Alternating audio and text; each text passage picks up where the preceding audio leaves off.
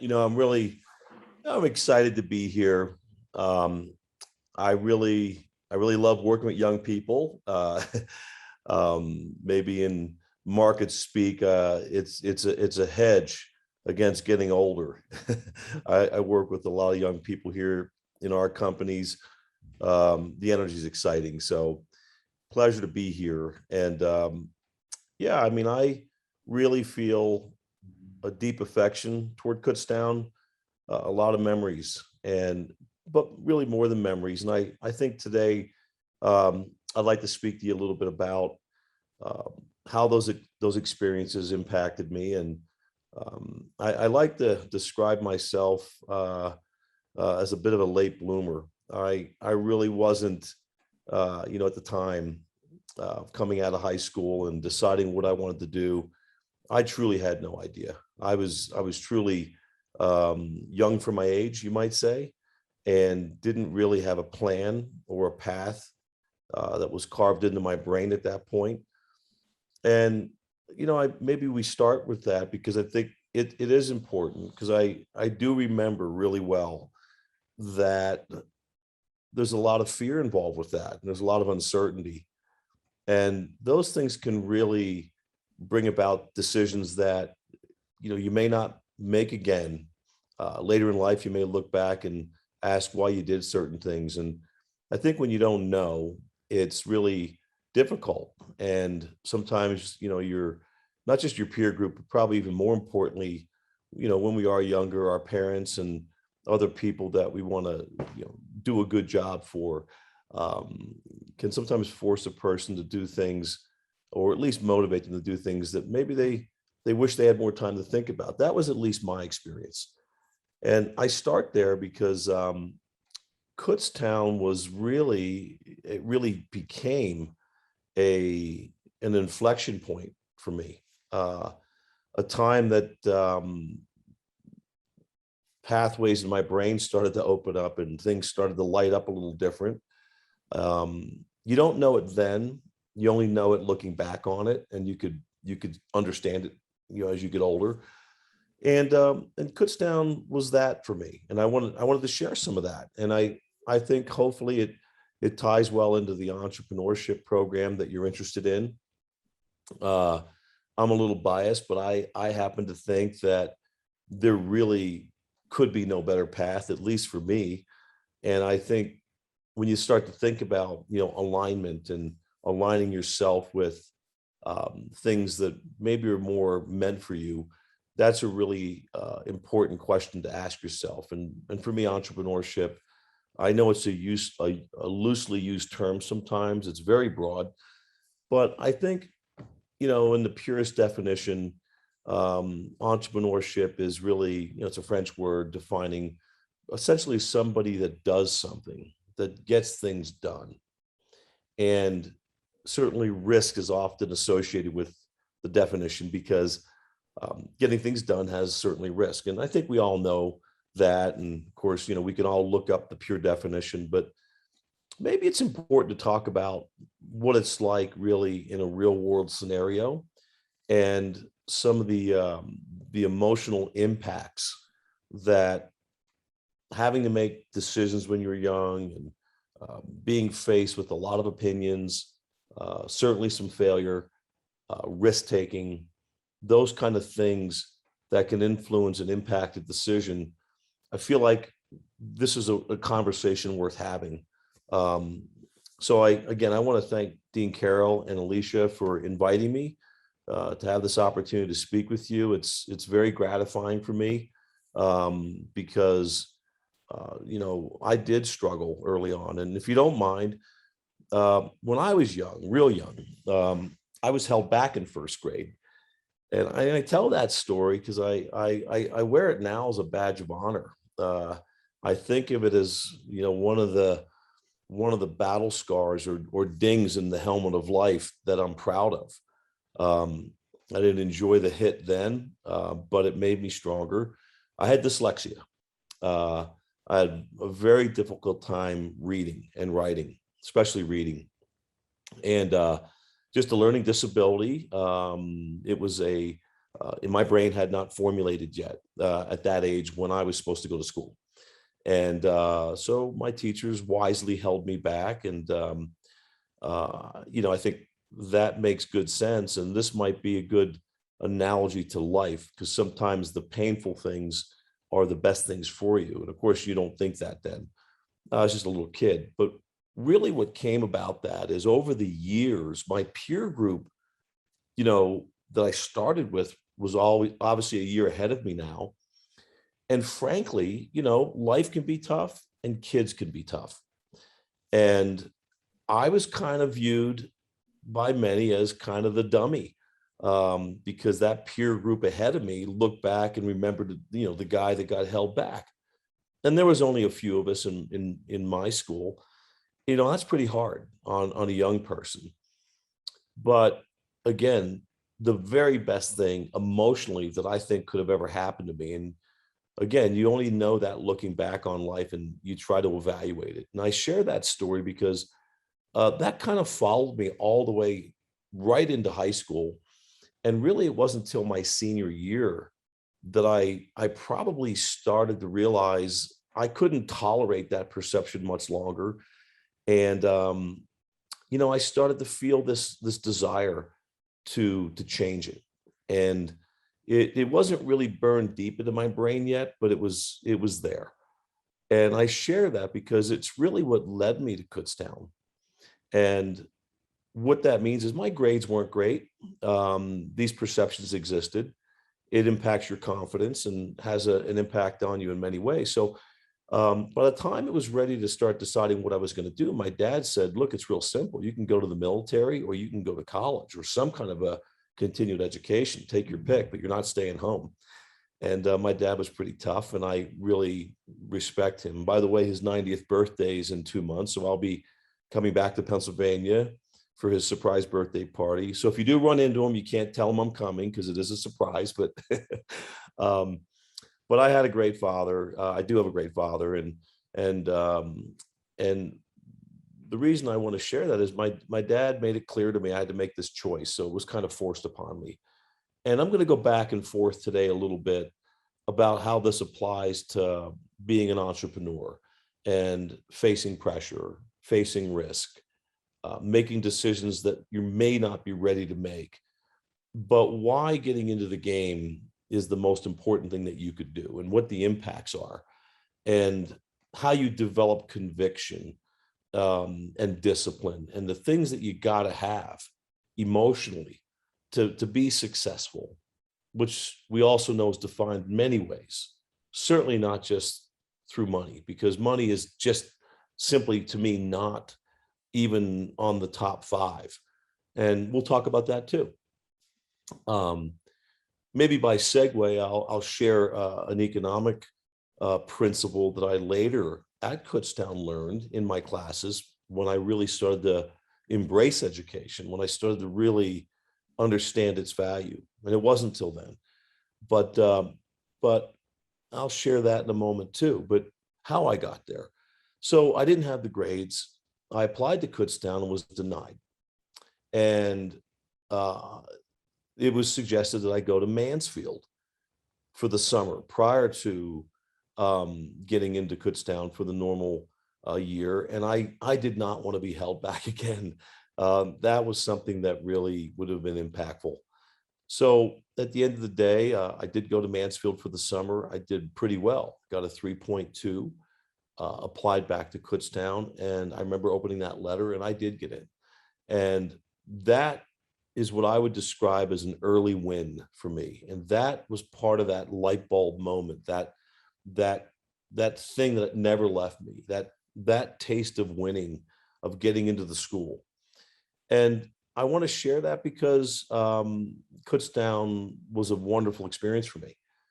So that's how I got there. When I was there, I also had this really tremendous love of woodworking. My father is a woodworker, and I didn't really understand the art program at the school, but turned out that my roommate in Johnson Hall, Steve Buggy, remember Steve really well, was an art student. I was not. I was going to go into the business program, and I did. But I got invited over to the art hall by Steve, and saw that wood shop, and I went crazy. And Professor Stoltz ran the wood shop, and I asked him, was there any way that oh, I'm very sorry. Let me turn this off. Apologize. I asked Professor Stoltz, hey, is there any way that I could, I could utilize the wood shop? And he was a wonderful man. He's since passed. And he invited me in, and he said, not only that, you could also help clean up the place. And he gave me a job. So that was a wonderful experience, which lasted all 4 years, by the way. I stayed in that wood shop all 4 years. In hindsight, I wish I would have gotten a fine arts degree to complement my business degree. I didn't do that, but I did enjoy that place. So that was my beginning. And I wanted to share that because I think that that special period really built the foundation and lit up some things in my brain that really are still with me today. And I still think about it. And that's why I'm very grateful to reconnect with the school and be able to share some of that story. So how does it start? How do you get into a business program? How do you get into entrepreneurship? What really is it? I've always felt like it was just this kind of mystical enigma. You hear all these different stories and all these different pathways people take, but it's hard to pinpoint that down into an action plan for yourself because it's so varied. And you ask yourself, how am I going to find that path? In fact, did I think of myself as an entrepreneur, when I ultimately was graduating from Kutztown? The answer was no. I was thinking about getting a job and thinking about what do I do with this degree? But at that point, I did collect some wins along the way. And again, you have to look back on things sometimes to connect those dots that now make sense today. But those dots were still there. They just weren't all connected yet. And I guess the first thing I'd like to share is that start collecting those dots. Start collecting those wins, whatever they are. And don't try to organize them in such a way that adds up to a plan, and a plan leads to an action or a business. I think just starting to collect wins, stacking your wins, is such an incredibly important thing. It starts to form pathways in your brain. It burns grooves in your head, the way I would describe it, at least for me. And once those pathways are carved in there and those winning trends start to happen, then it's somewhat of an addiction. It's somewhat of a burning desire. And I feel like when that happens, and it can happen lots of ways, for great students, it could happen with collecting wins through, doing extremely well on exams. That wasn't my pathway, but I could certainly appreciate that happening to a great student, which I wasn't. I had to work pretty hard at being a great student. Actually, I never was a great student. I was just really motivated to be a great student. But the point is, a win is a win. And I'll share some of those that I've been fortunate enough to collect over the years, but that's really not what I attribute success to. I attribute success to being able to stack up those wins and getting into the habit of winning and making it a principle or even a universal law that I would say are the principles and laws of entrepreneurship. And then you'll start to be able to apply them when opportunities and ideas come to you, because I really find that the more you look for those things harshly, the harder they are to find. I feel like they come to you, and by having your mind open to them, they will come your way. They'll start to fall into your bucket of life. And you'll also know that it's something worthwhile when it happens. I guess my first point is start collecting your wins. And I'm sure you guys have all been extremely good at that already, but I guess appreciate them. So that's a little beginning of how my journey began. And Kutztown was that place where, the light bulb started to go off for me. Again, I was a bit of a late bloomer. And I don't think my story is that intriguing necessarily, as much as the opportunities that came because some of the diversity that I personally had to go through as a young guy and later. So let's maybe just share what those principles are, at least in my opinion. It's just one person's point of view, but some of those core principles to me, of course, is risk taking. But risk seems scary to people. And I guess my view of risk is a little different. And I'm going to go back to Kutztown again. How did my view of risk today get shaped back then? Well, very serendipitously, another friend at the Kutztown diner said to me, "Hey, my dad was a pilot and we were looking at the airplanes." Now, it's the diner. Is the diner still there, by the way? I haven't been back in a while. The diner's still there? That's good. That's good news. We're watching the airplanes land. And this friend went over and said, "Hey, let's go check the planes out." And I did. And the gentleman that owned the place, Fred, just asked what our interests were. We said we were students. And Fred looks at me and he says, "Any of you guys know how to cut grass?"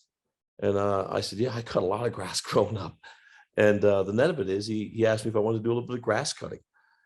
Next thing I knew, I was not only cutting grass, but I was taking flying lessons with Fred. He took me up in the airplane. He's a wonderful man. And it stuck. But it also scared the hell out of me. I mean, at that point, airplanes made me very nervous. I had never been in one, not even a big airplane. First time in an airplane ever was a very small plane that Fred took me in. And he said to me, you should try to learn to fly. And it was very lucky and serendipitous. And it scared me. And I look back at it now and I go, wow, conquering risk is probably what I was doing. And while I was cutting his grass, I got to take lessons and I learned to fly at Kutztown. So now I have these two experiences that were unrelated to the degree that I got, which was working in a wood shop and learning to fly an airplane. And I cherish those so much, and I apply those as much to what I've done with my business life. In fact, probably even more than the literal education, which I also cherish. But I feel like the impacts, and maybe I shouldn't even grade them and say one's greater than the other, but collectively, they're equally important. Maybe I'll say it that way. But one of those cornerstones or principles or laws of entrepreneurship is risk-taking. And those are wins that you got to start collecting and being comfortable with. So risk for me, why it's a little different, is risk in my mind was kind of associated with happiness and fun, which is another principle. So to me, a hedge against risk would be to do something that you also get great enjoyment from. And I sincerely believe that that's available to everybody. You can truly do things that you're passionate about and that you enjoy. And even when there's risk associated with it in business or pleasure, that's somewhat of a hedge against that fear. And I feel like that would be an important thing, at least it was in my life, that led me to some successful endeavors. I've always enjoyed them. I've always done things I liked. To this day, I'm in only lifestyle businesses. It formulated that so strongly in my head that everything I've done always has fun associated with it. Sometimes it was subconscious, sometimes it was conscious. Now today, I'm 58, it's much more of a conscious decision. I'm very much protective of the filter of business opportunities that come my way. And if I can't ask questions like, do I like the person? Would this be fun? If I don't answer those questions very quickly, then I'm politely out. I'm not going to pursue that. So my first lesson, if you pardon the expression, would be make sure that you associate what you're after with fun, excitement, lifestyle, passion. And I think you'll find that that's a hedge against risk that sometimes could seem a little daunting. Habits. We talked about the habit of winning. Start collecting those wins, even when they're small wins. I feel so, um, I feel it's so important to get into the habit of picking up wins early, that once you've got that habit, it's hard to change. And you're going to need to be used to winning in entrepreneurship, because you're also going to have to get used to losing. And being good at both is important. So you'll recognize the difference, and habits of winning is critical. The next thing I guess I'd want to share is um, maybe a little bit of how it happened for me. I don't really particularly enjoy talking about, myself. But if it can help, maybe help you formulate a path of how you're going to approach entrepreneurship and business, then I feel there's a value in that. Uh, I remember one of those core principles I learned in school that came out of the book that I think applies to life, and it's the invisible hand theory. Adam Smith wrote that in 17. His book really became popular in 1776, The Wealth of Nations. But what he was saying in that is that when the citizens did things for their self-interest, ultimately by doing things that were good for them, collectively, it ultimately became good for society as well. Because most people, entrepreneurs really, that were seeking self-interest, provided they're doing it with good morality and ethics, which we just assume that that's how you'll always go after it, because those are also big, important rules.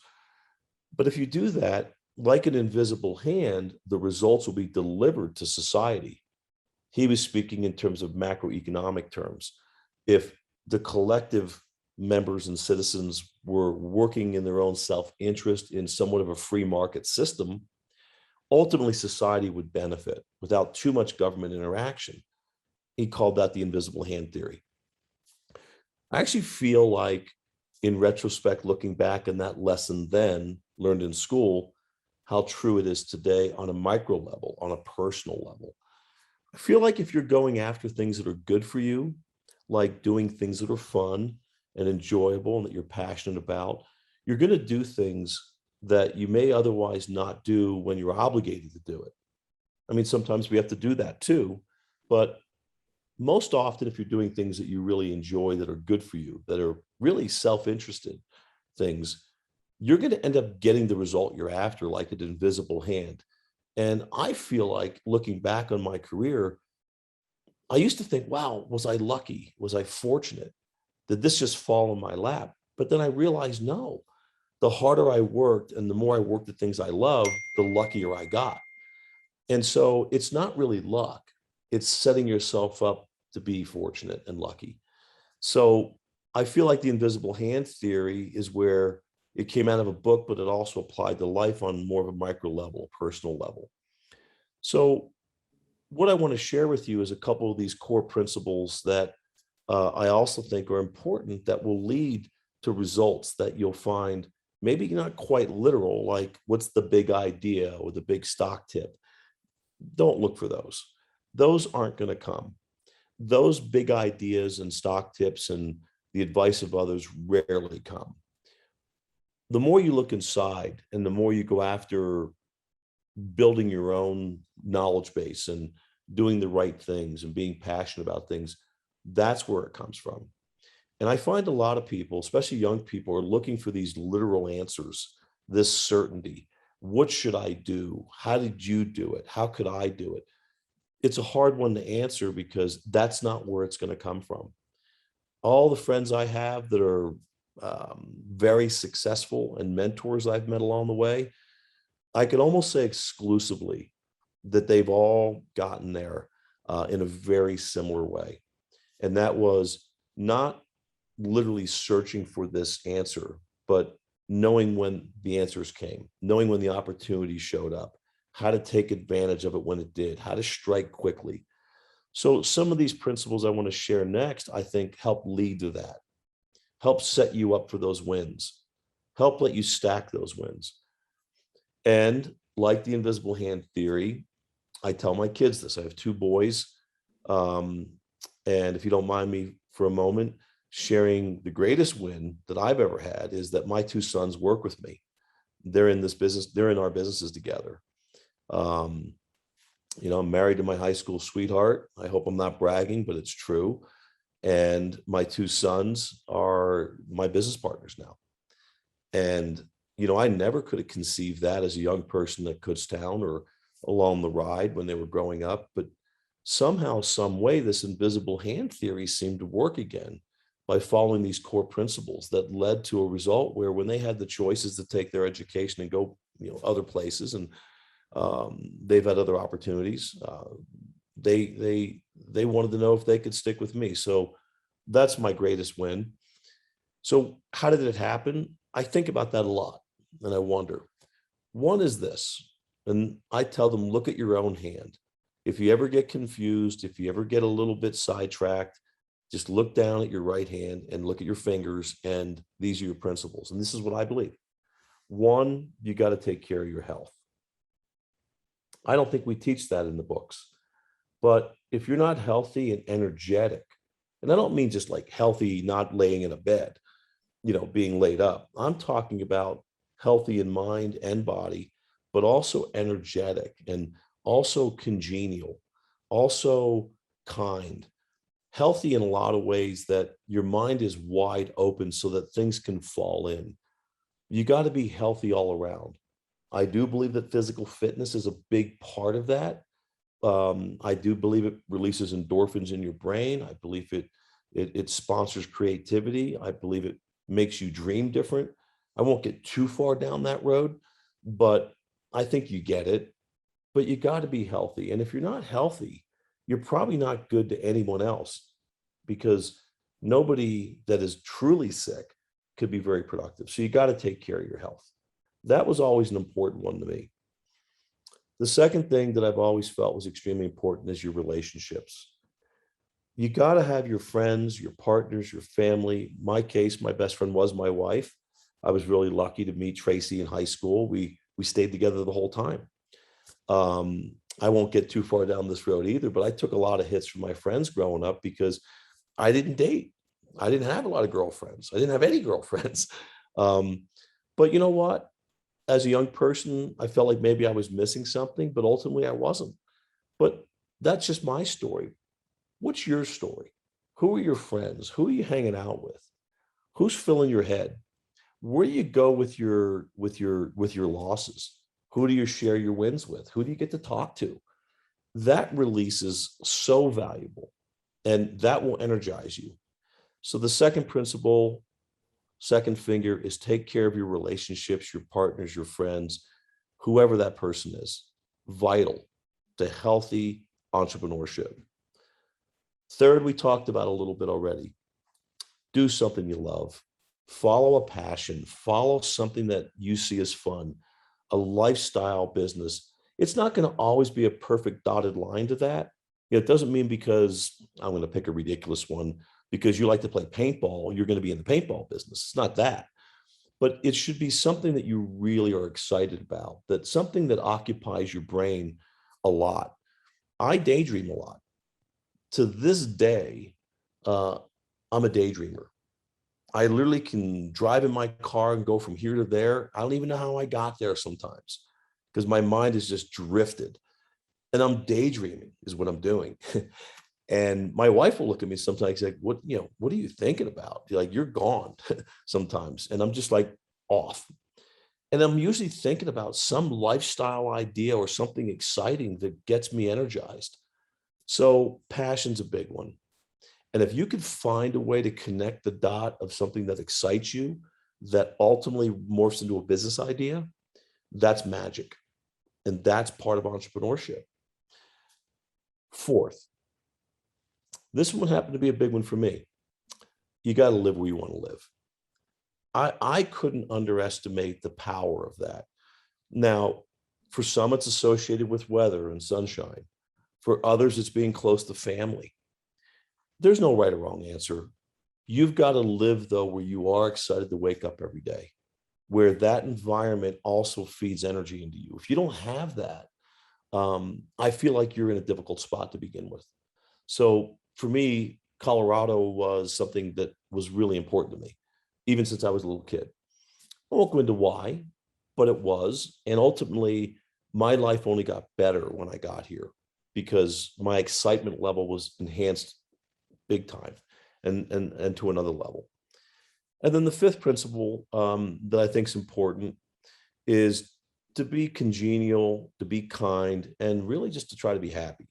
I know that sounds like easy things to say, but really, if you do all the things that we're talking about, all the people I know that are getting the results that I think a lot of other people hope to achieve, they seem to have these common principles somewhat aligned.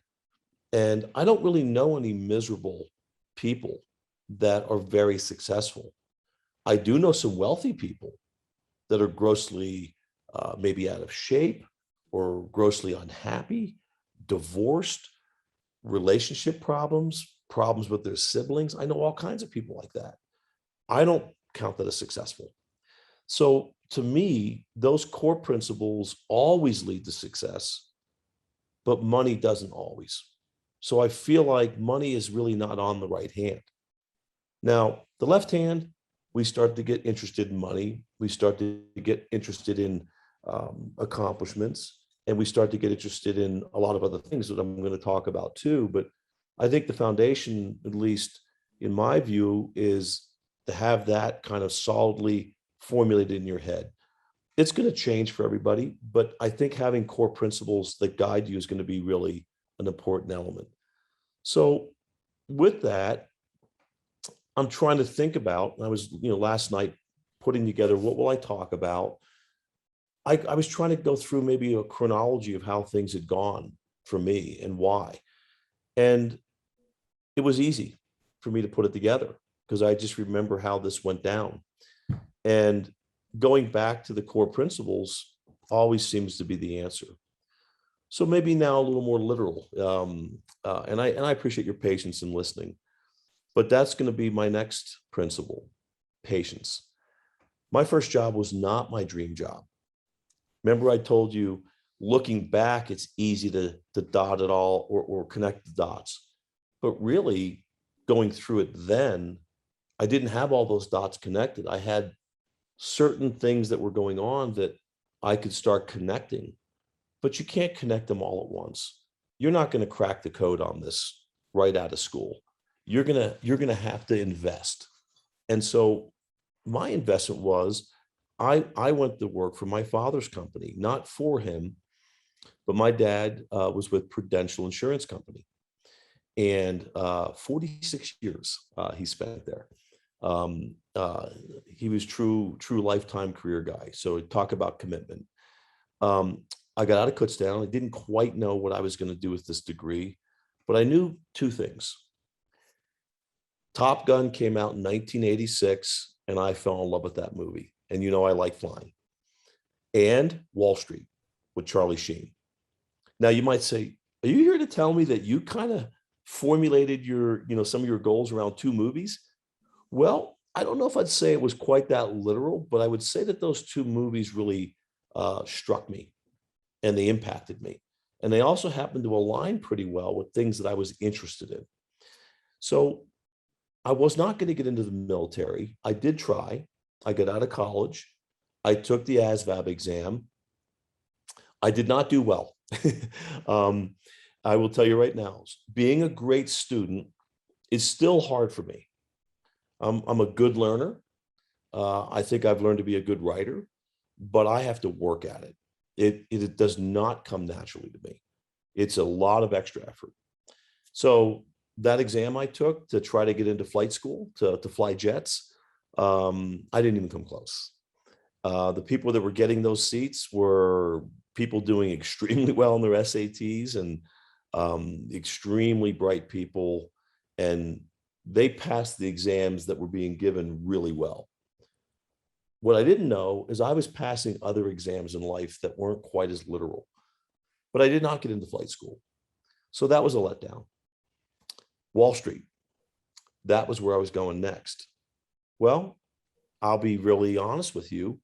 I didn't have the pedigree school and nothing. I hope I could just be direct. Kutztown isn't probably the school that immediately lets you into Wall Street, because a lot of times they're giving those jobs to the pedigree type, schools, the students that went to the Princetons and Goldman Sachs and those kind of firms. That's who they hire. They hire the Ivy Leaguers. They hire, you know, top tier schools. That's just the truth. It's a little harsh reality of life. No one said life's easy, but that's the truth. Did that mean that I didn't go to the right school? No way. Just the opposite. Because what it did is it lit a fire in me, made me tougher. And here's how it happened. Again, I only know this looking back. I went to work for my dad, not directly, but his company, Prudential Insurance, in a different town. And I didn't like the insurance business, but I had to do something. And I wasn't following a principle of doing what I love, but what I did do is I got around the Prudential base guys, and who they were the security side. They were the stockbrokers. I was on the insurance side, and I ran into one of them. And the way it happened is this guy pulls up in a Porsche 911, gorgeous car. I love cars. And I'm like, whoa, I'm a young guy. That was sexy to me. And I asked this guy, what do you do? And where do you do it? He goes, I do it right upstairs above you. I'm at Prudential Base. And he said, come on up. Super nice guy. Invited me in. I think that goes back to being congenial, being a nice person. I think he kind of liked me. And he let me come upstairs. And I sat down with him and a couple of his buddies. And he says, why don't you come work for us? And I go, what would I do? He goes, you'll make a lot of cold calls. And I did. I transitioned. And what happened to me there was it lit a fire in me of Wall Street, and it gave me a path to get there. And what happened was I spent 7 years at that, doing something that I wasn't quite where I wanted to be at, but I was going toward it. And I was stacking up little tiny wins along the way. And each time I stacked one of those up, it made me hungry for more. And ultimately, that's what led to my first endeavor into the financial markets. And that's going to bring about the next principle. So I was talking about patience, by the way. In retrospect, I was actually pretty patient. I was willing to pay my dues. I didn't crack the code on this idea, but I had at least put myself in an environment where I could gain knowledge. And that's my next point. I was not a good reader. I still am not, by the way. Reading still today is hard for me. I have to actually flip it around in my head to really read well, which means I have to work at it. It's actually like physical exercise to a degree. But I do a lot of it. And I did a lot then because it was one of my weaknesses. So I read everything. Took me longer to read it than most people, but I read everything. I was a voracious reader, still am. So that to me is another principle, which is gaining knowledge. Now, look, in today's world, knowledge is so much different that you can gain, like YouTube and some of the technology that you can gain incredible information. But however you get it, you've got to gain knowledge. You've got to be a sponge. You've got to take it in. The one thing that I read that was the pivot point, and some might say this was lucky. Some might say I made my luck. But here's how it happened for me. The big pivot. I'm at Prudential, and they're in Inc. magazine. I don't even know if they publish Inc. magazine anymore, but in Inc. magazine, it's an entrepreneur's magazine, is two young guys with dark sunglasses on, and it was tagged the bad boys of Wall Street. And Chris Block and I'll forget the other guy's name, but I'll remember it. And I read this, and these guys my age, and they look like movie stars to me on the cover of Inc. magazines, and they're calling those guys the bad boys of Wall Street. I'm like, what do they do? Well, it turns out I'm reading a lot. They are doing what's called day trading. They're doing this thing that no one ever even heard about, which is they're learning how to read markets on a computer screen and then they're making trades based on what they're reading on the screen. Well, it turns out there's a class in Montvale, New Jersey, taught by a guy named Harvey Halkin. If you want to read about him, he's since passed, unfortunately. Harvey was called the SOS Bandit. Well, I knew what SOS was. The guys that I work for were using it. Stood for the Small Order Execution System. And it was one of the first electronic trading systems that only brokers were allowed to use to place an order to buy or sell a stock of 1,000 shares or less. Small Order Execution System. It's an electronic button that only a brokerage firm had that sent an order to Wall Street, whether it sent it to the NASDAQ or to the New York Stock Exchange or the Mercantile Exchange or the Board of Trade. All these different exchanges that existed allowed for an electronic receipt of an intent to buy or sell. So these guys are using this system, and the light bulb goes off. And I say to myself, the culmination of my work led me to this light bulb moment. And I said, I've got to go to Montvale, New Jersey. I read this article in Inc. magazine. Sure enough, I show up. It's $5,000 to take the class. $5,000. That's a lot of money to me back then. That's a fortune to me. And I go to my dad and I tell him what I'm going to do. Now, remember, I work at Prudential. He's at Prudential. And my dad's a 47-year guy. And he says to me, there's no way that you're going to do this. This is a dumb idea. This is not something you should even look at. And I'm going to sidebar into another principle, which is don't listen to naysayers, even if it's your father. Trust your gut. And I did go to that class, and I did spend my $5,000. And what I came out of that class with was a vision. I knew right then and right there that electronic trading would be the future. And I knew it before it really existed. And that became revolutionary. But it wasn't luck. It was a culmination of all these things that led to a decision. And to me, looking back on it, that's what entrepreneurship really is being used to winning at small things, gaining a lot of knowledge, doing things you love, being around people that are doing the things that you want to do. And ultimately, these pinpoints of light start to come together, and they form maybe a beam of light. And I kind of look back on it and think of it as somewhat of a beam of light that really illuminated something to me that I went after without any question, complete conviction. Nobody was going to talk me out of it, not a naysayer, even my dad. And not only did that happen, but Prudential's slogan back then, if you don't mind me sharing this story, was rock solid, market wise. That was the Prudential slogan. It was on our pens that we gave out to people, everything. And the idea came to me. I'm going to do my own company. I'm going to call it Marketwise. And it made me think of it because being knowledgeable about markets is going to be really important. And I think I had a pretty decent knowledge at that point, not huge, but enough.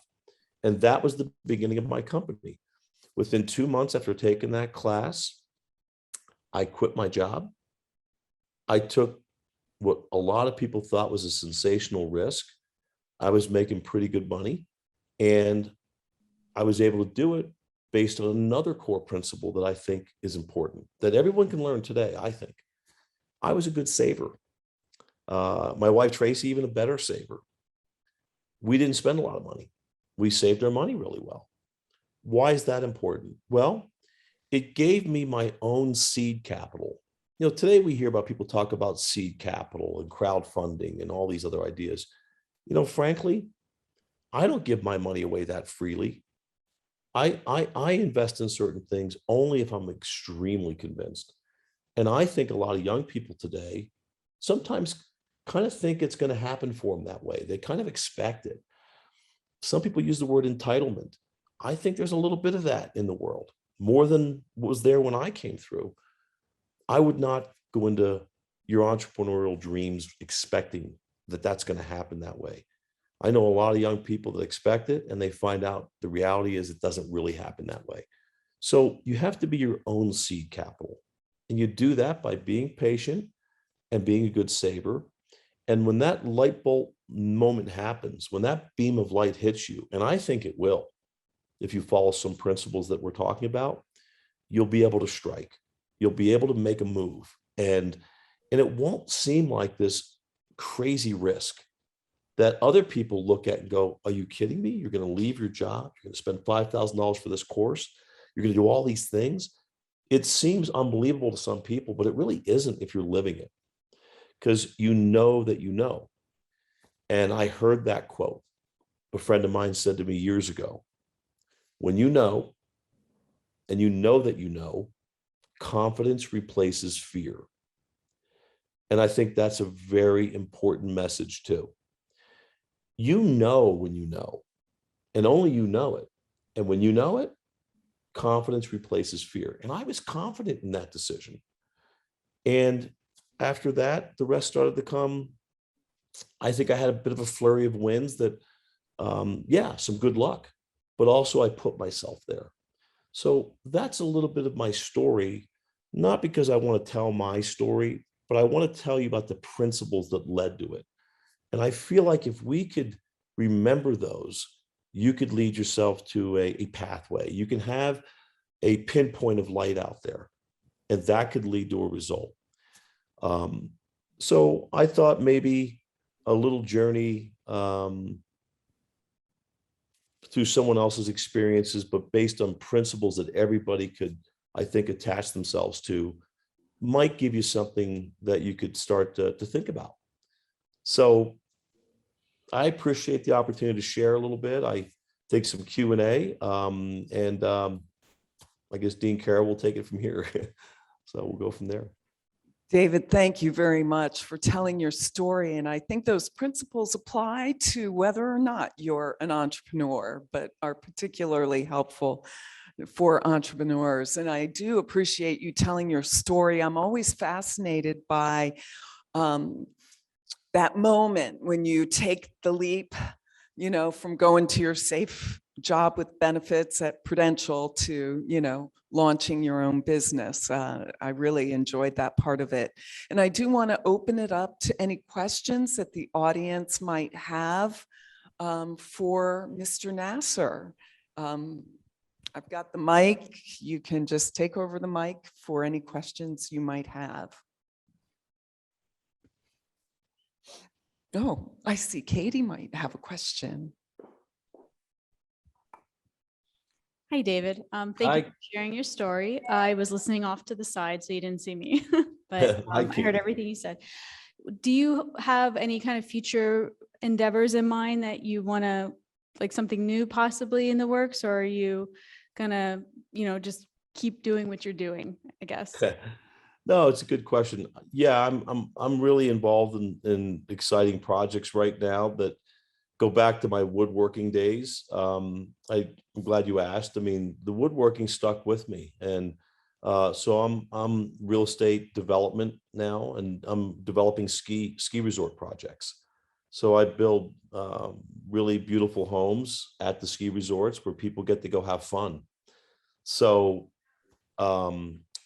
my newest project's in Winter Park, Colorado, 65 beautiful homes that we're building in the next couple of years. And nothing gets me out of bed more excited than that right now. So that's what I'm doing today with my two sons.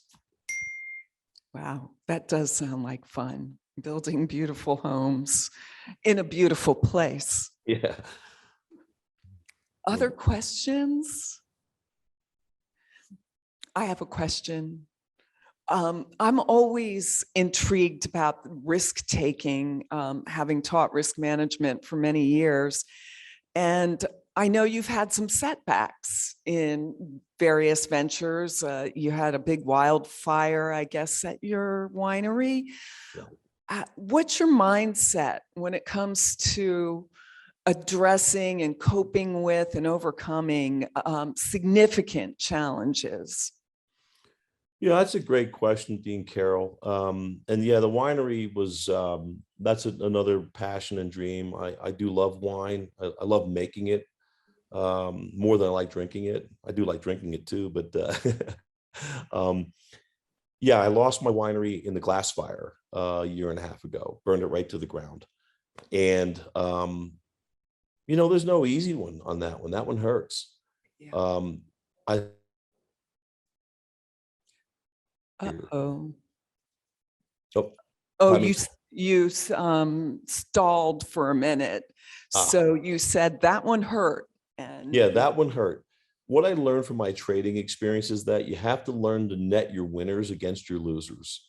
A great trader learns how to take a loss and learns how to cut them quickly, and also learns how to let their winners run. And so knowing how to get rid of something that's not working reasonably quickly is important, and learning how to let the ones that are working and have the conviction to stay with it's important. So netting your winners against your losers.